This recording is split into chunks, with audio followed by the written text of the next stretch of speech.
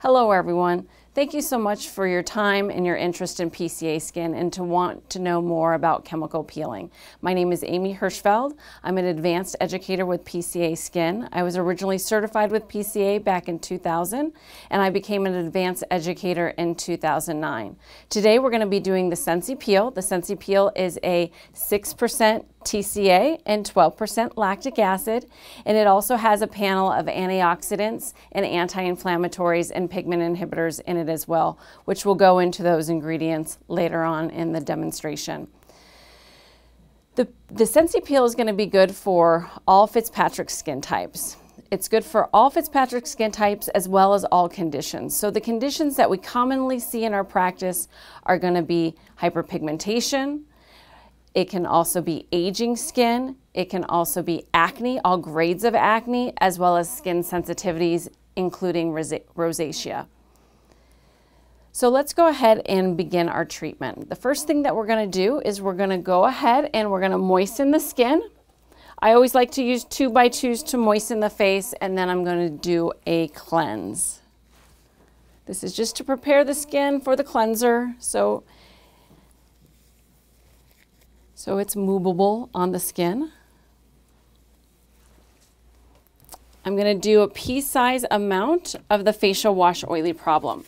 The reason why we use the facial wash oily problem is because it has lactic acid and it's also in an aloe base. There's also gluconolactone in there, which is a polyhydroxy acid, which works very similarly to an alpha hydroxy acid, but more gentle.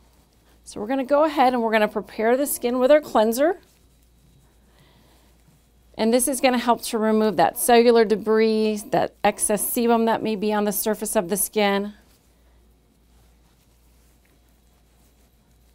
And of course you can cleanse any way you prefer. Some people prefer to use washcloths or cellulose sponges or brushes. Then I'm going to go ahead and rinse.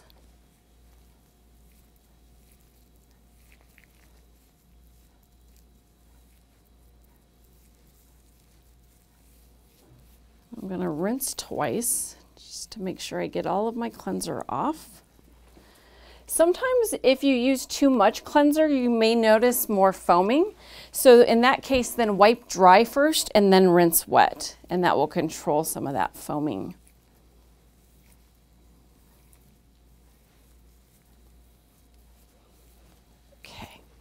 Now I'm just going to fan her for a couple seconds to make sure her skin is nice and dry, because the next step in the procedure is to use the smoothing toner, and that's what we're going to use to gauge sensitivity.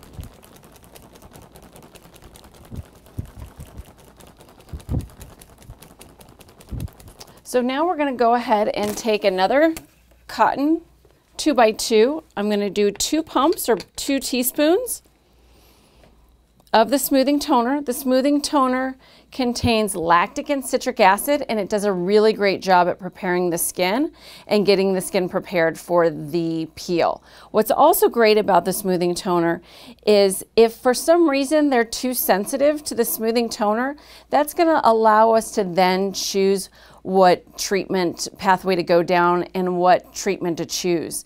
If she's too sensitive to the smoothing toner, we know maybe we need to do a basic facial instead, or maybe we need to do something that's more calming and soothing for the skin. So usually what I'll do is I'll go ahead and I will apply to the forehead first. I like to apply in upward strokes. That helps to press it into the cuticle and get it nice and evenly into the skin. Then I go down the nose. Then I do the chin, corner of the mouth to middle part of the ear. This is just my way of application. Of course, you can apply it any way that you'd prefer. And usually I'd like to do the cheeks last because they tend to be the most reactive area on the skin.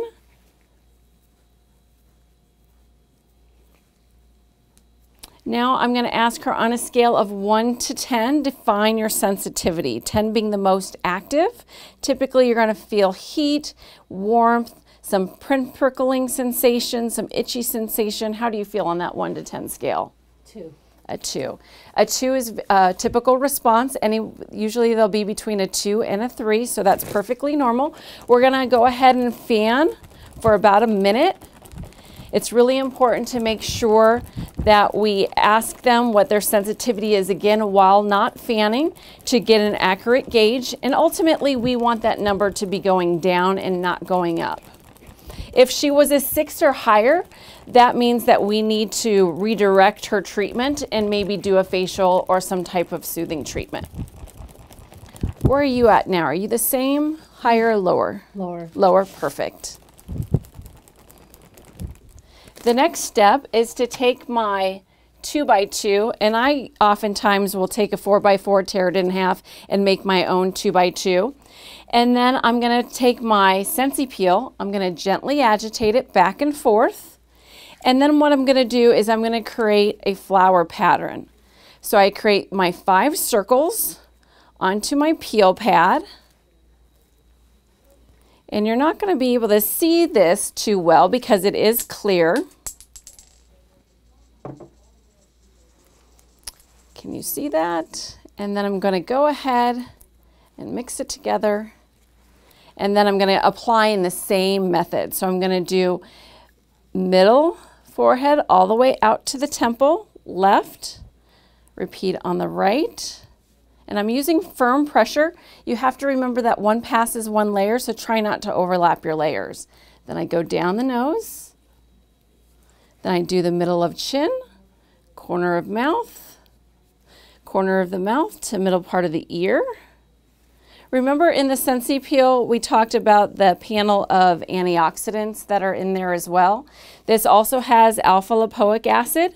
It has umbilica, which is from gooseberry. Very good antioxidant and anti-inflammatory. It also helps with pigmentation. And then there's also silymarin, which is also an excellent antioxidant and anti-inflammatory ingredient. So now on the scale of 1 to 10, where would you say your sensitivity lies? 3. A 3? So I'm going to go ahead and fan her. I like to wait 2 to 3 minutes in between each layer just to make sure I get a great gauge of sensitivity. Ultimately, we want her number to be going down. When we know that her number is coming down, we know that that's the green light to then proceed with another layer. If for some reason she was a 6 or higher, we would not do any more layers. We would go to the correct step.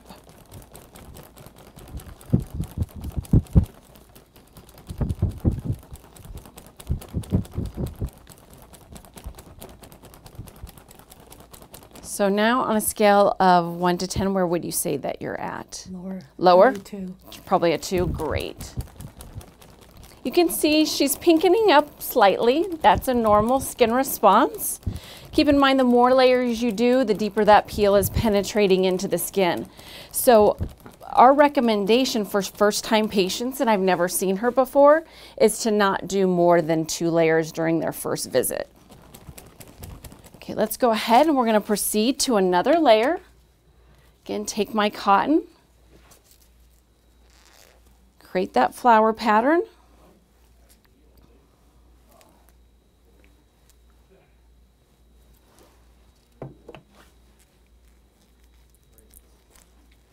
And I'm going to repeat the pattern for application. Forehead.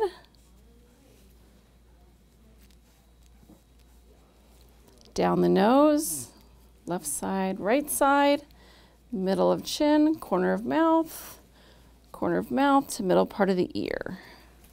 And again, we want to press this into the skin, lifting that cuticle. We're going to do corner of the mouth to middle, and then the cheeks last.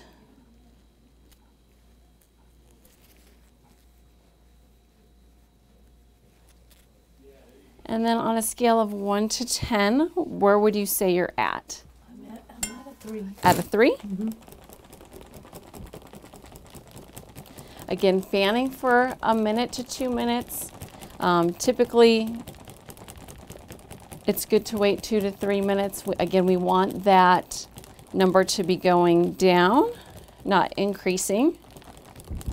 and that will give us the green light if we were going to proceed with another layer. Today we are only going to proceed with 2 layers, and that's because I've never seen her before, and I want to make sure she has a good end result. And we always try to follow that progressive approach, being progressive, not aggressive, starting off with the least amount of layers and working up to the most amount of layers. Again, this is good for all Fitzpatrick skin types. Again, on a scale of 1 to 10, where would you say you're at now? Are you this? 2. You're 2, so you've gone down. Yes. Perfect. So now is the correction step. So the correction step is a step where I like to find out what are the things that they want to see enhanced and improved during the treatment. These are going to be some targeted products. They can also be all over the face products as well. So I always want to find out what is the things that they don't like when they're looking at themselves in the mirror. And I want to target those. And then these are things that I'm also going to recommend that they potentially go home with and use at home for part of their daily care as well. So today, her concern was her pigmentation. So the first product that we're going to layer on, everything goes from everything goes from lightest to heaviest, so thinnest to thickest. We're going to do 1 pump into gloved hands, 1 or 2 pumps, and we're going to be using the Pigment Gel HQ Free. The reason why we're using Pigment Gel HQ Free is because she's never used hydroquinone before, and so we want to be safe. We would need to patch test her to see if she was sensitive or allergic to hydroquinone, and so we will do that at a later time. So today we're going to use the Pigment Gel HQ Free, and she has pretty even pigment all over her skin, so we're going to use it all over her face. And the Pigment Gel HQ Free contains kojic acid and azelaic acid. Kojic acid and azelaic acid are great pigment inhibitors. They're brighteners for the skin. And then the next product we're going to apply is our vitamin B3 product. Vitamin B3 has the highest amount of niacinamide, helps with transepidermal water loss, helps with redness and yellowing in the skin as well.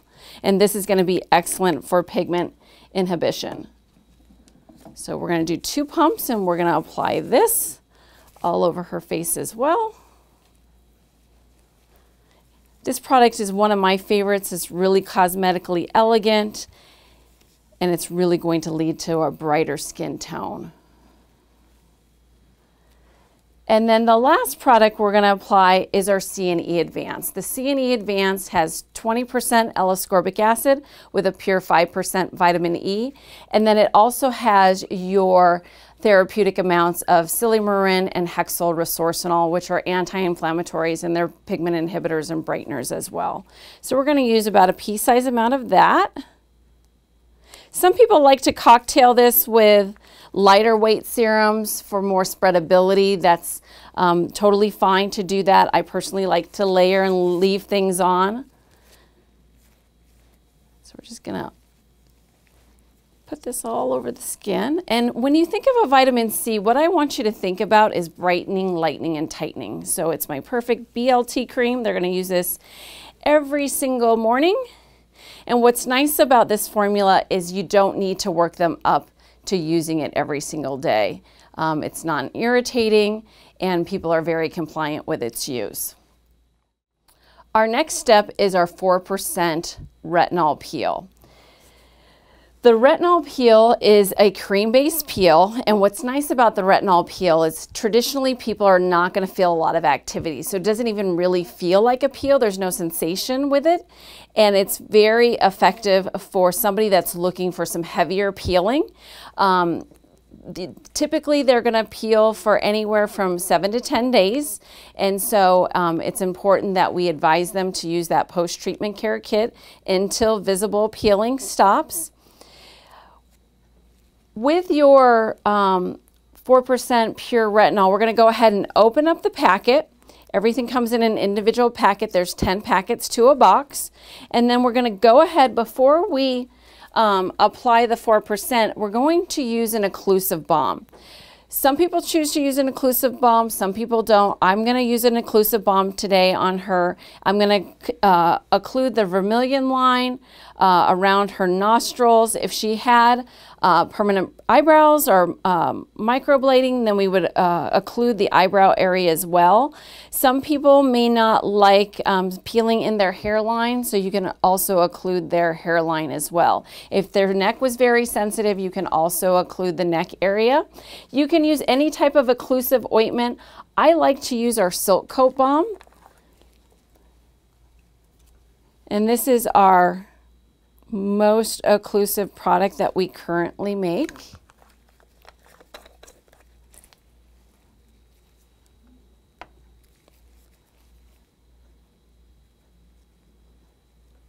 And then I'm just going to occlude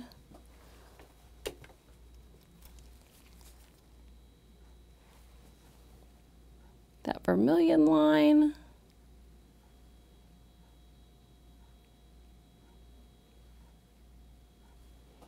And around her nostrils.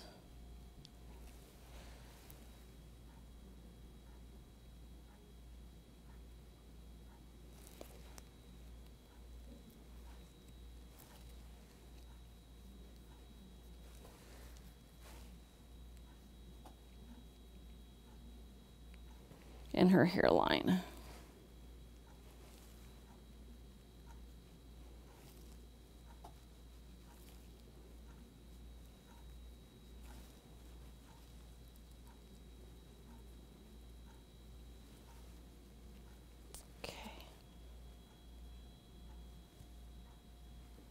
Okay. Now I'm going to take our 4% retinol peel and I'm going to dispense the whole packet into my hands. You want to use it in its entirety. If you want to carry it down to the neck and chest, you could, as long as they're not too sensitive. And I like to press and blot and roll into the skin. And then lightly massage it into the skin. How are you feeling? Good. Any activity? A little bit. A little bit? Mm-hmm.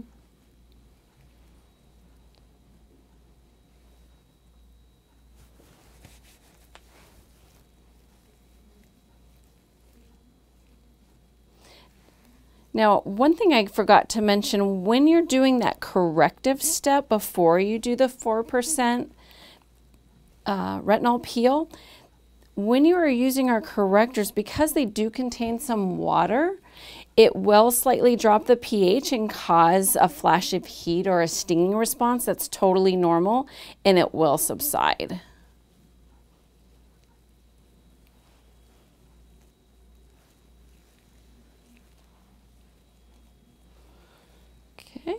And that's in her skin nicely. And now we're going to take our Rebalance. We're going to take a half a pump of Rebalance and a half a pump of our Hydrator Plus. Rebalance has niacinamide in there, bisabolol. It also has in your Hydrator Plus, we're mixing equal parts of your Hydrator Plus SPF 30, which has a physical and a chemical block in it. And it has the caffeine in it as well.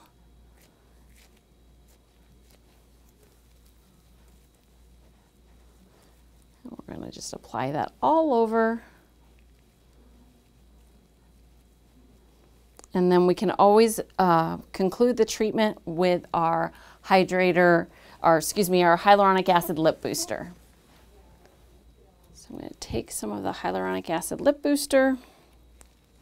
And the hyaluronic acid lip booster is going to help to increase volume and fullness of the lips. It is going to help plump the lips, the peptide that's in there, along with that hyaluronic acid.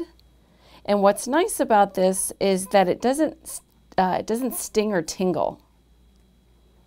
And it's going to give her a nice shine or gloss to the lip as well.